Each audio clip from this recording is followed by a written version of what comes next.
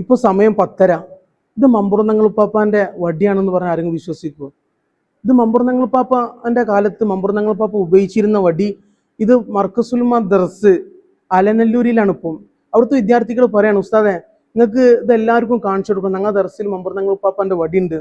ഇത് അലനല്ലൂർ ജുമാ മസ്ജിദിലാണ്. ഇവിടുത്തെ ബഹുമാനപ്പെട്ട അൻവർ ഉസ്താദ്, അൻവർ ബാക്കവി ഉസ്താദ്, ഞങ്ങളുടെ മർക്കസുൽമ ദർസിലെ ഒക്കെ മെയിൻ മുദരിസായിട്ടുള്ള ബഹുമാനപ്പെട്ട ഉസ്താദാണ്. ഇൻഷാ അല്ലാഹ് അതുപോലെ തന്നെ മമ്പുറന്നങ്ങളുപ്പാപ്പാന്റെ ഒരു മരക്കഷ്ണമുണ്ട്. ഇൻഷാ അല്ലാഹ് ഇതിനെ കുറിച്ച് ഉസ്താദ് തന്നെ പറഞ്ഞു തരും. ഉസ്താദ് ഇത് സംഭവം എങ്ങനെയാണ്? ഇത് പറഞ്ഞാല് ഈ പള്ളിക്ക് ഒരു 500 ചില്ലാൻ വർഷത്തെ പഴക്കമുണ്ട്. അപ്പോൾ അത് മമ്പുറന്നങ്ങളുടെ കാലത്ത് ഇവിടെ പള്ളി രാത്രിയിൽ ഇശാസ്കാരം കഴിഞ്ഞ് പോയാൽ പിന്നെ സുബൈക്ക് വരുമ്പോൾ പള്ളി പൊളിഞ്ഞെടുക്കുക. അന്നൊക്കെ ഓലൻ്റെ എന്തായിരിക്കും, പള്ളി ആയിരിക്കുമല്ലോ. അപ്പോൾ വന്യമൃഗങ്ങൾ വന്ന്, ആന പോലത്തെ വന്യമൃഗങ്ങൾ വന്നിട്ട് എന്ത് ചെയ്യുന്നു, അവരുടെ ശല്യം കാരണമായിട്ട് സുബൈ നിസ്കരിക്കാൻ വരുന്ന സമയത്ത് പള്ളി പൊളിഞ്ഞെടുക്കുന്ന അവസ്ഥകൾ അങ്ങനെ പല തവണകളായി കണ്ടപ്പോൾ അന്നത്തെ ആളുകൾ മമ്പുറത്തങ്ങളെ കാലത്തായതുകൊണ്ട് തന്നെ തങ്ങളെ പോയി കണ്ട്, ഇങ്ങനെ ഒരു ശല്യം ഞങ്ങൾക്കുണ്ട്, ഇങ്ങനെ ഒരു പ്രയാസമുണ്ട്, എന്തെങ്കിലും ഒന്ന് നിങ്ങൾ പരിഹാരം തരണമെന്ന് പറഞ്ഞപ്പോൾ മൂപ്പര് ഉപയോഗിക്കുന്ന ഒരു വടിയാണ് ഈ വടി. ആ വടി ഉപയോഗിച്ച വടി. ഈ വടി എന്ത് ചെയ്തു കൊടുക്കുകയും അതോടുകൂടെ മൂപ്പര അടുത്തുണ്ടായിരുന്ന ഒരു മരത്തിന്റെ കഷ്ണമാണ് ഈ കഷ്ണം എന്ന് പറഞ്ഞത്. ഇതും കൊടുത്തിട്ട് എന്ത് ചെയ്തു,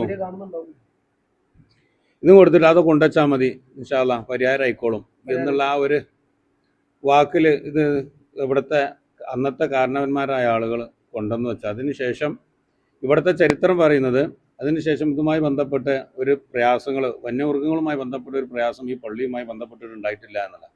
മാത്രമല്ല ഈ മഹല്ലത്തിൽ അതിൻ്റെ ഒരു ബറക്കത്തും അതിൻ്റെ ഒരു റാഹത്തും ഈ മഹല്ല് നിവാസികളിലൊക്കെ ഇന്നും നിലനിൽക്കുന്നു എന്നുള്ളത് വലിയൊരു കാര്യമായിട്ട് നമ്മളൊക്കെ കാണുന്നുണ്ട്. മാഷാ അല്ലാഹ് മാഷാ അല്ലാഹ്. മണ്ണിനെ തേടി മനുഷ്യനെ തേടി സമസ്ത 100ാം വാർഷിക പ്രചരണത്തിൽ നമ്മൾ മർക്കസുൽ ദർസ് അലനല്ലൂരിലെത്തിയപ്പോൾ ഇങ്ങനെയൊക്കെ നമ്മൾ തേടി ഇറങ്ങിയപ്പോഴല്ലത് നമ്മൾ അറിയുന്നത്.